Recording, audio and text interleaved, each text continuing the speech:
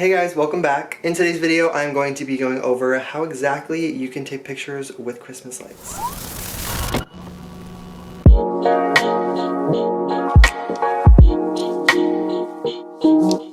So I feel like at this point, Christmas lights have become kind of my signature thing. And with that comes a lot of questions on how you can create that dreamy festive vibe without the expensive gear and the hours of editing. So there's honestly endless ways we can go about this, but first we want to choose which kind of lighting we want to play off the subject we're shooting. Now this can range from your classic warm white Christmas lights, or you can even go the route of the portable string lights, which are super good for on the go because they have a battery pack. And lately for me, I've been loving to shoot with the old-fashioned rainbow ceramic bulbs. Now these ones actually get super hot.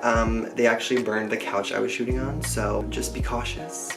But the variety of colors that the rainbow bulbs offer comes across really well on camera, and the more colors we get in camera, that means the more we can play with in post. Now the awesome thing about shooting with all the lights I listed and just bright lights in general is that it doesn't always matter what gear you're shooting with. An iPhone will usually be able to capture your subject enough where you won't see excessive grain. Now the next step I wanted to go over is deciding exactly what look we're aiming for here. For me, the majority of the time I'm shooting, I like to go for a more whimsical, enchanting vibe. I personally love using prime portrait lenses, and specifically I like using the 35mm 1.4, which is currently on my Nikon D850. I also have the 50mm 1.4 with me, which I think should just be like a staple in all camera bags. I've lost the lens cap to this guy. There's also like paint on it, but it always comes through, and always comes through. So we love that. I also have the 85mm 1.4, and if we're looking for dreamy vibes to the max, I have the 105mm 1.4. A ton of people have this habit of only focusing on the camera body when purchasing a camera, but investing in a lens that is super personalized to what you want to shoot is way more important to me, and that's why I have so many. So all the lenses that you just saw from me allow an aperture of 1.4 at its lowest, and with a low aperture like 1.4, we're able to allow more light into our camera sensor, and this is another good way of avoiding grain in our final image. And honestly, just having a better understanding of depth of field in general will help you be a better photographer overall. A simple way that I like to look at it is the closer the photographer and the camera get to the subject we're shooting, the flatter and thinner the focal plane will be. So I feel like I've touched upon this next tip like a million times, but I honestly can't stress it enough, and that is shooting in RAW. So while shooting in RAW, we're able to further develop a higher quality image by capturing more bits of data. It will also record thousands of more levels of brightness than other formats, and this is crucial to what we're shooting specifically, but just in general. Now that we have a little more knowledge on focal length and depth of fields and file formats, we can take the image we've captured into post and play a little bit with the edit. Another decision we have to make is what editing system is best for you. There is Photoshop, there is Lightroom, there is millions of editing apps, but for me, I got my start in Adobe Photoshop, so that is my choice of software. Something for me that has been crucial in pushing that whimsical effect even further has been duplicating different light reflections and bokeh into parts of the image where it may not be.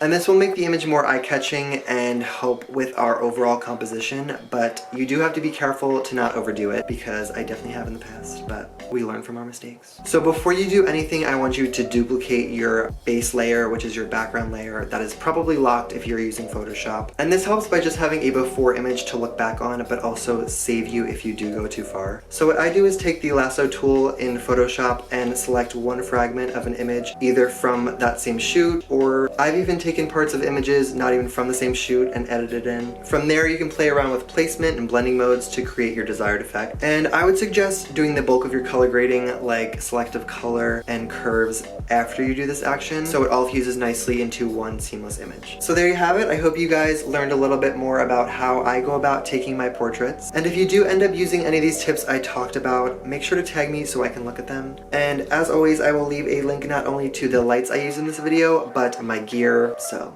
check it out. Hope you guys have a good holiday ahead, and I'll see you soon. Bye.